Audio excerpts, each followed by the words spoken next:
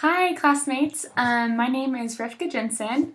I'm doing my second career profile presentation for Family 150, and the career I chose to research this time was being a teacher. It mentioned in our textbook, the Careers in Family Science one, that teaching anywhere between pre-K through 12th grade is something that we're qualified for. And it even mentioned that we could do university teaching, but that's we have to have further education for that. So I just focused on pre-K through 12. The organization that I picked as my example was just our local public schools, and I got all their information offline. The career contacts that I would use to find out more about them would be I found the information for the Executive Secretary of Human Resources, and so I thought that would be a great contact to find out more and to learn more about the positions and about the job and all those kinds of things. So a working environment for a teacher, you could have either a large class or small classes. I'm sure most of us remember what the environment was like because we've all been there as students, or at least most of us have. It says typical duties are performed indoors but occasionally can be outdoors. And then it made special note that the noise level in the work environment is moderate to loud because you're dealing primarily with children and they could be loud. So if you don't like that, then probably not the best career for you.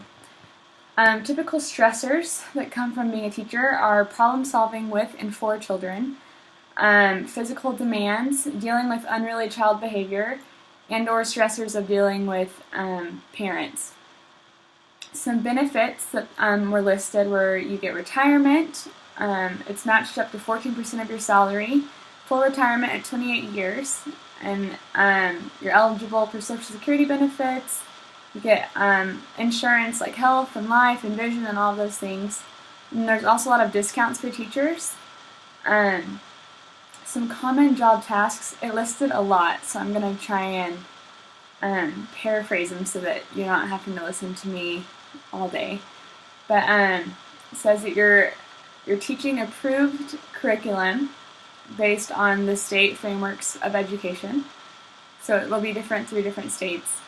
You're preparing for classes, you're grading schoolwork, you have lesson plans that you have to prepare each day, and instructional materials to provide for small groups and large groups.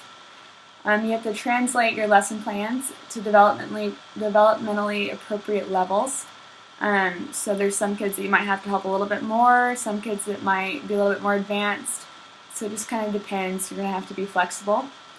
You're going to have to use a variety of techniques. So you could do like PowerPoints one day, and then using the chalkboard one day, and then using a video or having an experiment or an activity. So just things to kind of spice it up and have a difference so that you're not doing the exact same thing every day, but that you have to be able to use lots of different techniques.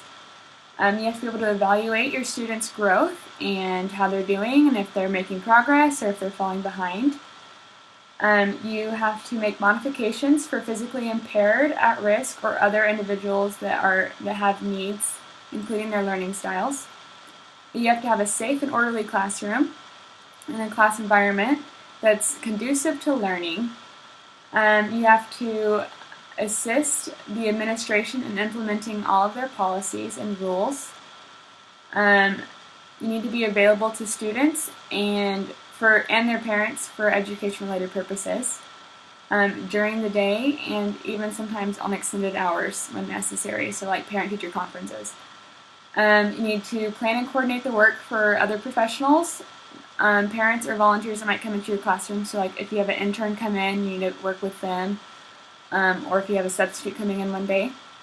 You need to attend and participate in your faculty meetings, collaborate with other members of the staff, support and participate in extracurricular activities sometimes. So like you might have to be in the PTO or the PTA to help with the parents or attend sporting events. Maybe you have to go to detention one day and watch over the kids in detention. You need to take all necessary and reasonable precautions to have a safe and orderly environment to protect the kids, the equipment, the staff, the materials. You need to communicate regularly with internal and external publics to develop and maintain a positive school and community relationship. Okay, so that's that's it for common job tasks. I'm sure there's a lot more, but I assume you guys would like to do something else today, so I don't want to take up all of your time. Educational requirements are a Bachelor of Arts or a Bachelor of Science degree in an appropriate major or course of study. You need to have a valid teaching license. For the grade level and the subject area assigned, have the ability, you need to be able to stand and talk and sit and walk and do all those things. There's a lot of physical things you need to be able to do as well in the classroom. And I got all of this off of our public school website.